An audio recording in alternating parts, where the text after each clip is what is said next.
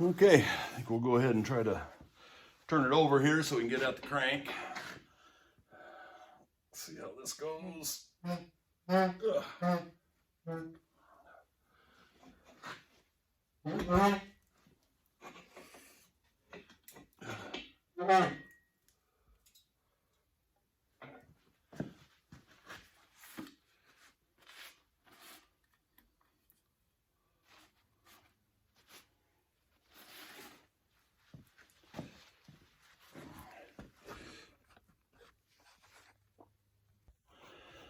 All right, so here you go. Got her upside down. As I said, things don't look that bad in here. It's amazing. Having lost a cylinder in my past, which was only on gas engines, when you lose a bearing to that degree, you've usually got a lot of damage throughout the motor.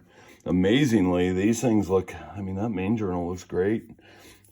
You know, it's hard to tell until I get it out and get it cleaned up. But then that rod, which I went ahead and pulled out while I had it in the chassis, just to get a look at things, seems okay. You know, I mean, this is the offending rod. So, but yeah, things don't look too bad. So I guess we'll start by pulling this oil pump off. It's got the drive here. This is a slinger for oil. It goes behind the front pulley. Just to sling oil up and around and to lube everything else. So yeah, so next step is to take the oil pump off. Probably just go ahead and pull this main bearing and just leave the oil pump attached to it. So the other thing I got to do is figure out how to get the dipstick tube out.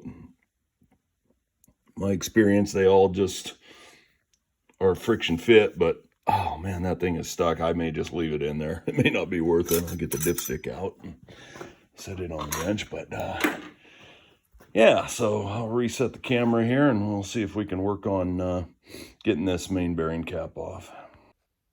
Okay, see if this will bust loose without too much trouble. Oh! Okay, need a brake bar.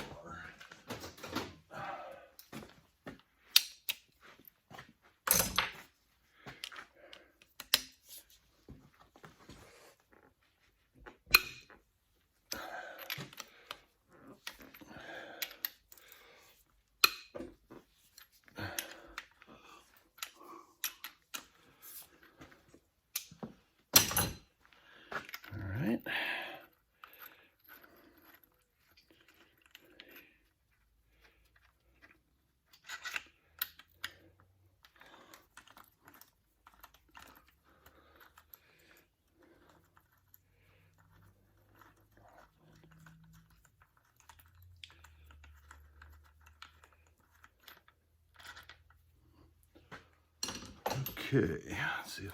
Seems like it's free. Yeah, there we go. Ooh, some shims under there. Keep close tabs on those. I'm sure there's a reason for that. So there's a steel shim, a couple of them underneath there. So there's obviously a clearance. Oh, that's to shim the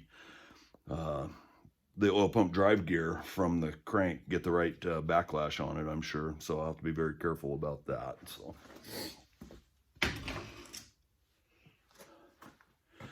That also, of course, holds the main bearing cap. So we pull that out. Let's see what that looks like. Yeah, look at that. That bearing,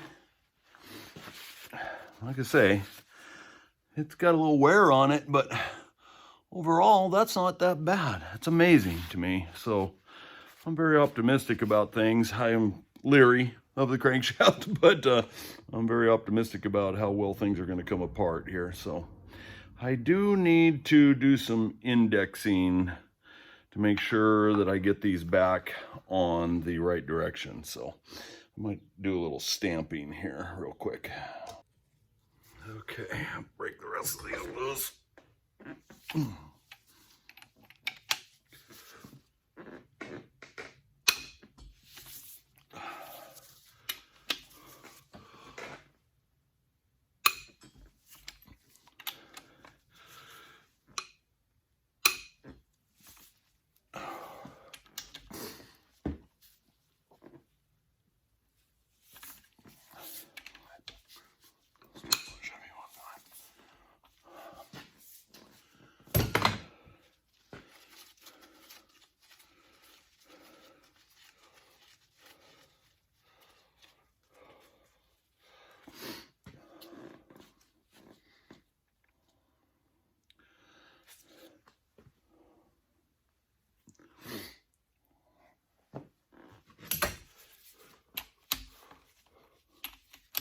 guess I already got one. Okay, I think before we go any further, I better get those rods off, those rod caps off. So let's see, I gotta turn this crank somehow now.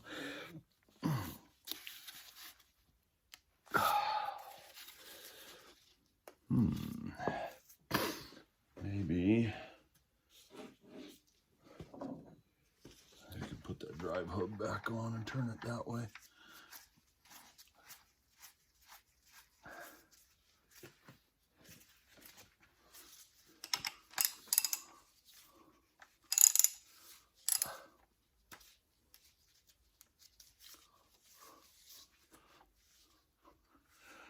All right, there's number 4 up, so we'll get that one broken loose.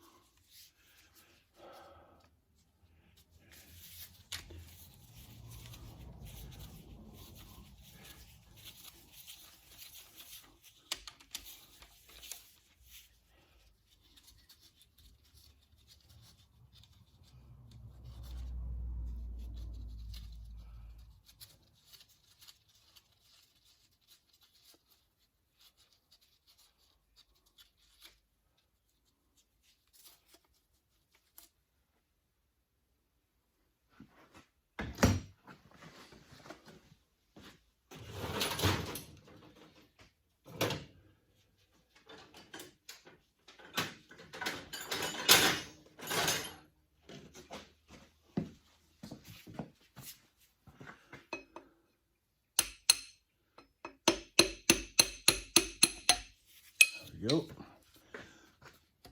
See what this one looks like. Well, there's the cap.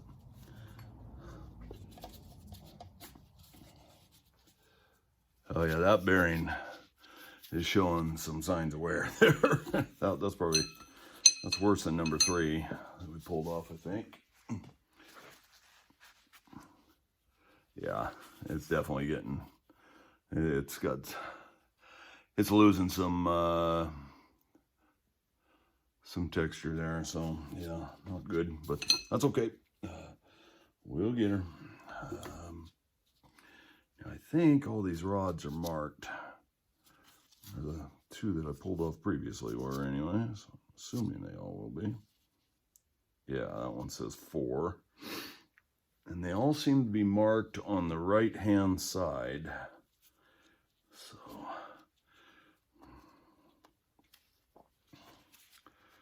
let's see if we can get that piston out of the way.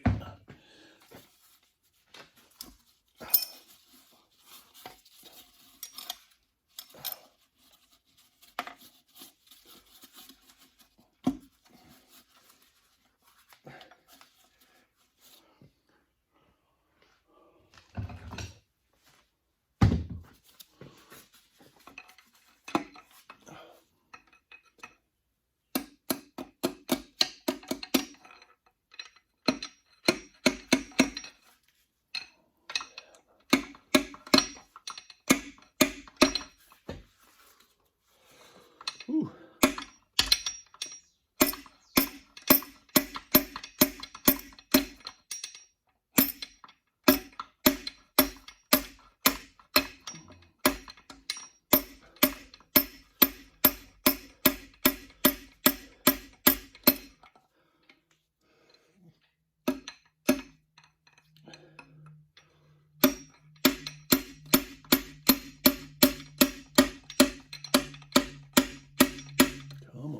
Just about out of there.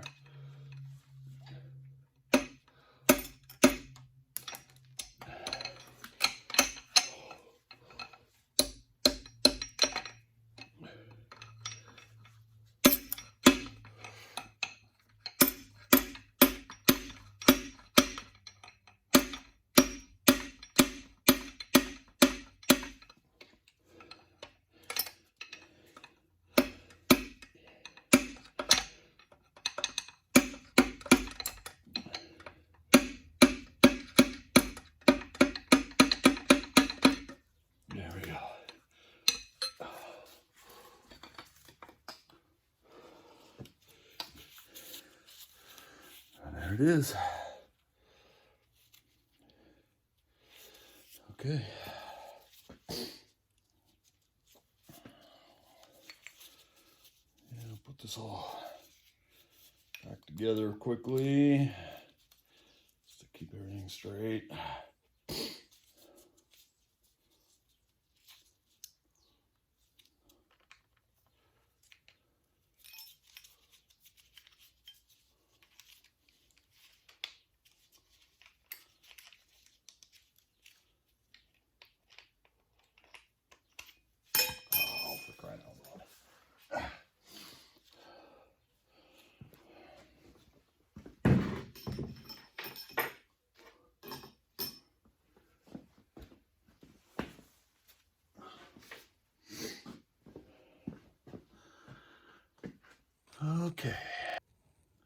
Okay, so all the rods are out.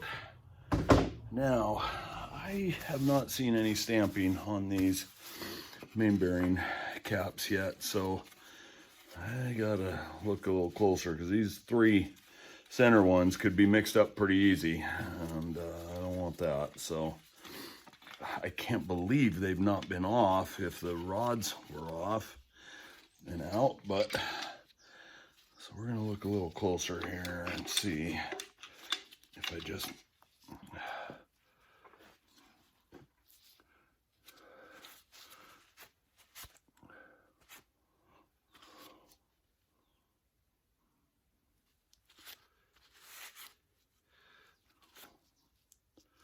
I don't see any markings anywhere.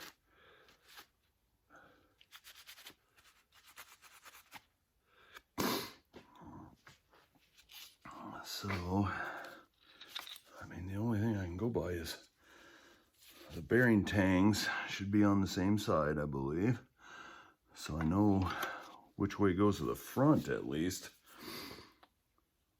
But I can't believe there's no, well, and this center bearing is bigger than the other two, the center cap. So there's three of them that I can't mix up anyway. With these two, I sure could. Let's see if there's any marking there. Nope. I think I'm just gonna put a little stamp on there just to make sure I'm okay. I got a tiny little number set here, so we'll go. Is that 2?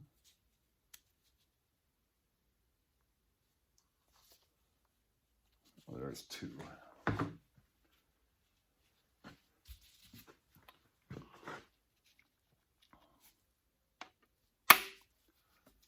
Okay, so there's a 2. They get stamped not very well, so I better give it another one. Okay, so there's a 2. That really eliminates any confusion, but I'll go ahead and stamp that other one with a 3, just to be sure.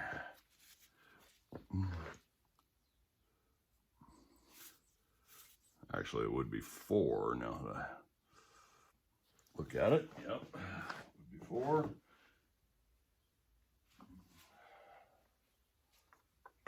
Because 3 can't be mixed up.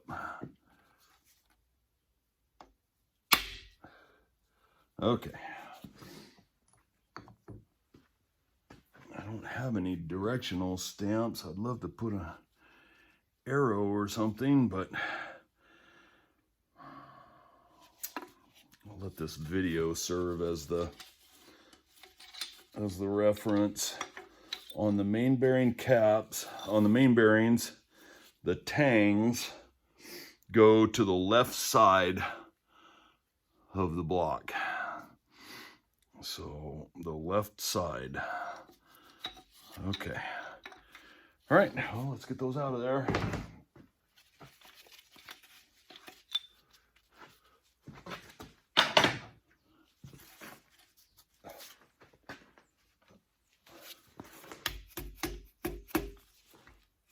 This is probably a thrust bearing, I would imagine.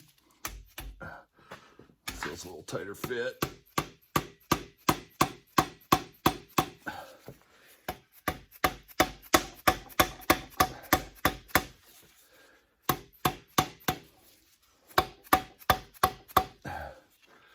Whew, boy, is it.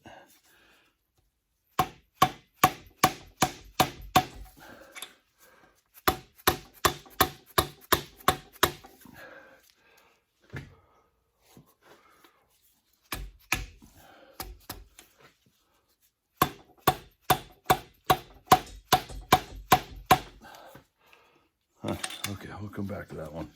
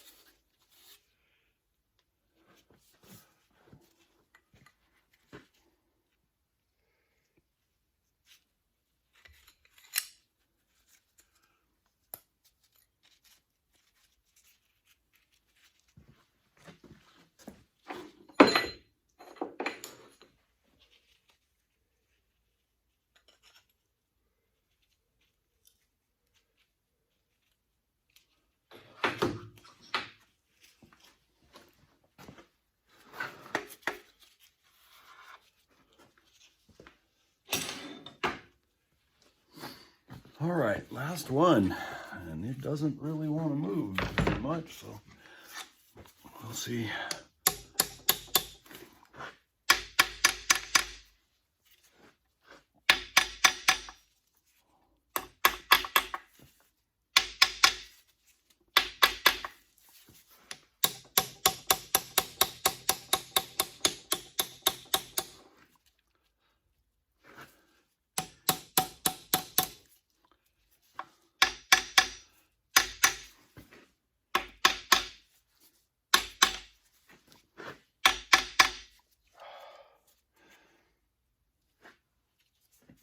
Well, it has moved a little, but it's not moving very much.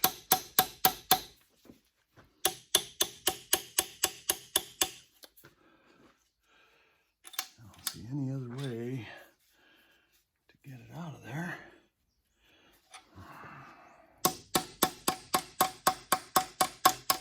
There it comes. Okay. Yeah, that thrust bearing looks beautiful. I'll be darned.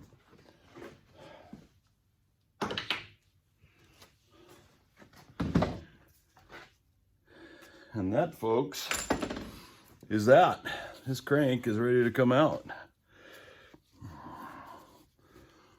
So here we go. A little suction. Woo, it's heavy. Ugh. And there it is. Crankshaft out. Okay, I'll carry it over and set it on the bench here, and I'll clean it up. And I haven't decided. I guess I got to pull that cam out too, but we'll start here. Okay, so it's out. I still got to take that cam out, but crank's out. You can see in the bores and what have you. Gosh, the inside of this block on the oil side looks really good. We'll know more about the rest of it when I pull those sleeves out. But I'll tell you, on the top of the motor, looking into, I think I mentioned when I took the water pump off and thermostat out, that there's just not a lot, there's no gunk in there. It's not all crusty, it's not all corroded.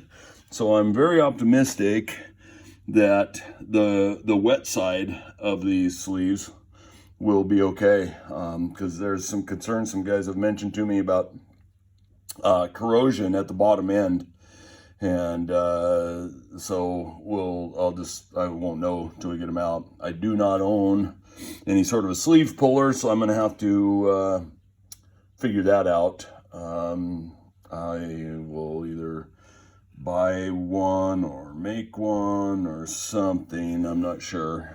It's not very complicated. It's just a matter of just something to span that.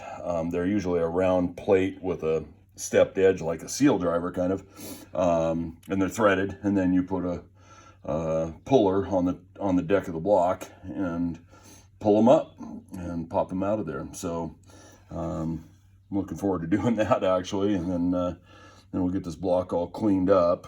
But in the meantime, the crank is now out. I do not own a micrometer, so I can't mic that journal. I've got a dial indicator caliper. Maybe I'll, just for the heck of it, throw that on there. But you can see these other journals don't look bad at all. So I don't know, turn it versus replace it. I would rather not spend $600 to buy a new crank, but so far I've not found anybody in my locality that will turn this crank, and so I'm a little nervous about that. It means I'd have to take it clear over probably Seattle or Portland. So by the time I drive it over there, I have them do the machine work, pay them for that, bring it back home. I'm going to be in it, I'm sure, $500. So I don't know. It might make better sense just to replace it and be done with it. And because there's been a lot of talk also about once these cranks are turned, that they have a propensity to break. And yeah, I definitely do not want that to occur. So I don't know. We've got some decisions to make, but here in a little bit, I'll throw that dial, that caliper on it anyway, and see if I get some idea how much has been ground off there. So, all right, back to you. Okay, last thing to come apart is to get the cam out of here. The fold over lock here on this cam gear nut. So we'll get that squared away.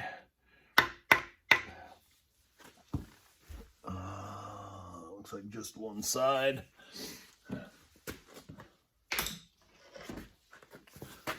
that all.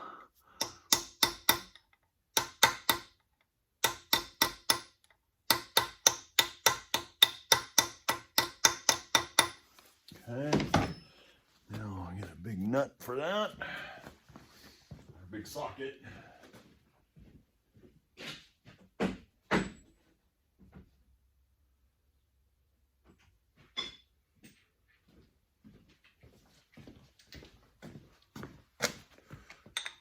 Oop.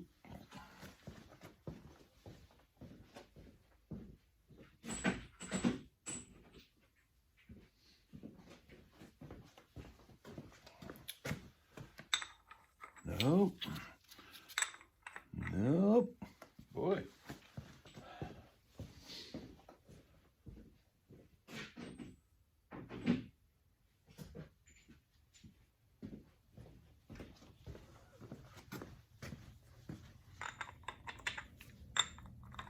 All right, there we go. Get our impact here.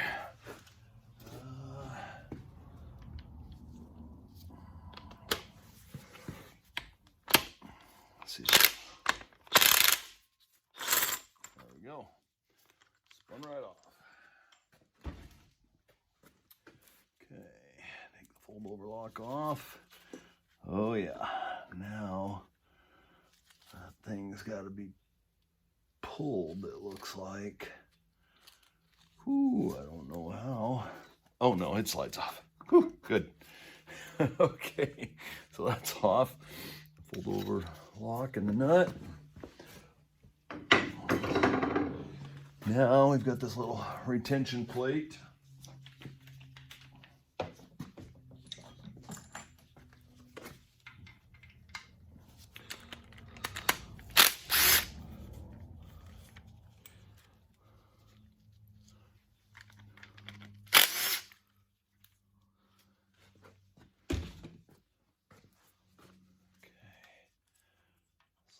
Off there.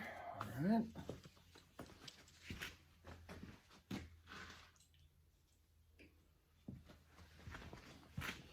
that should be it.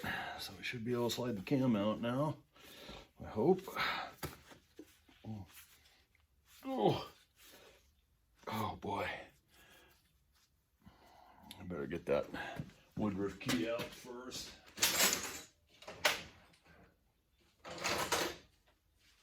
Before I drop it and lose it.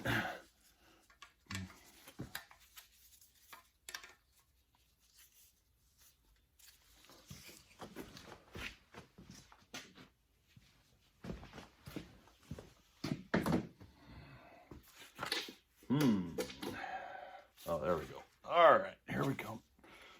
There we go.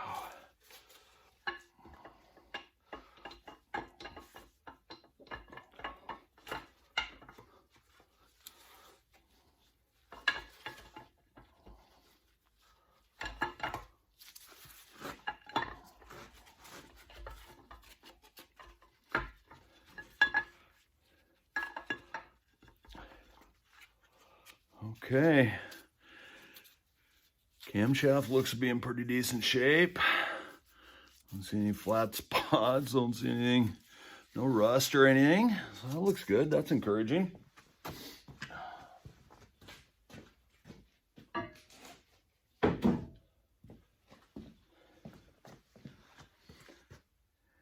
And that, my friends, I believe is it. Well, I take that back. I've got lifters in here. I didn't even think about those. I better look into that. I'm not sure. I must push those out with the push rods, evidently, from the top. Okay, I gotta research this real quick. I'll be back. Okay, yeah, the lifters they just fall right out. So got them out here over here with their matched up to their push rods. So I'm gonna build a little wooden jig to hold all this stuff in the proper locations along with the rocker arm assemblies. That'll be the afternoon project here in the shop. Cylinder head, yeah, it's gonna need some work, I'm sure. I don't have a valve spring compressor, so I can't pull those off. I mean, I could with a couple of screwdrivers. I've done it before, it's dangerous. But you can see in there, if you look, you see the valve stem seal, and they're all just hard and chipping away. And so, yeah, we'll do a valve grind on it, see how the valve guides are. Once again, you know, you kind of get into a rabbit hole with some of this stuff.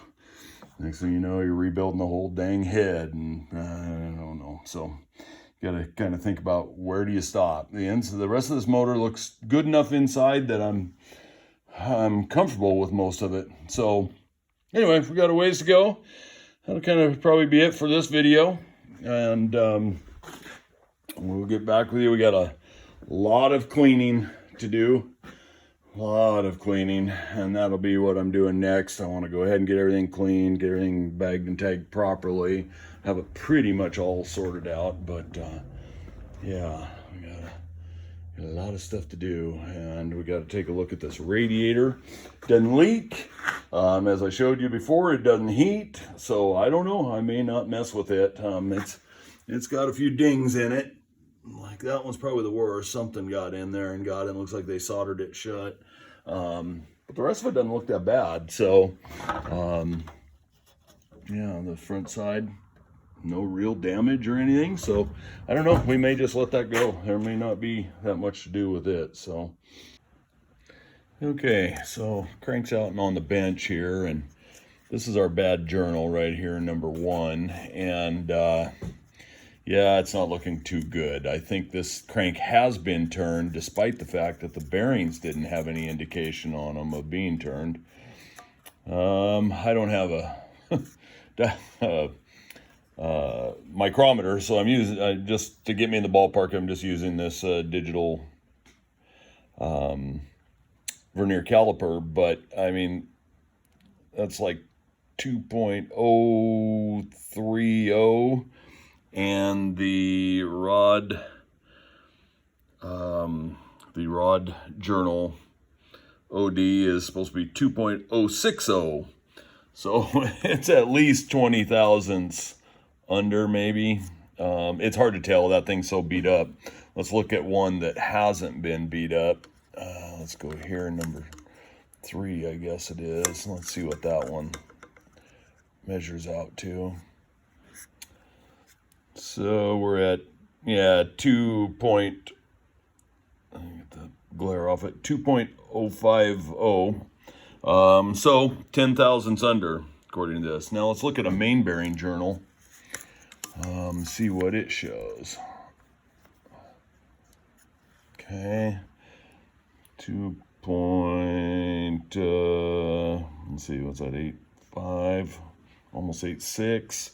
And main bearing journal is 2.87, so another 10 thousandths. So I think this crankshaft has been turned, even though none of the bearings were stamped undersize, which is odd to me. I've never seen that before, but I don't know.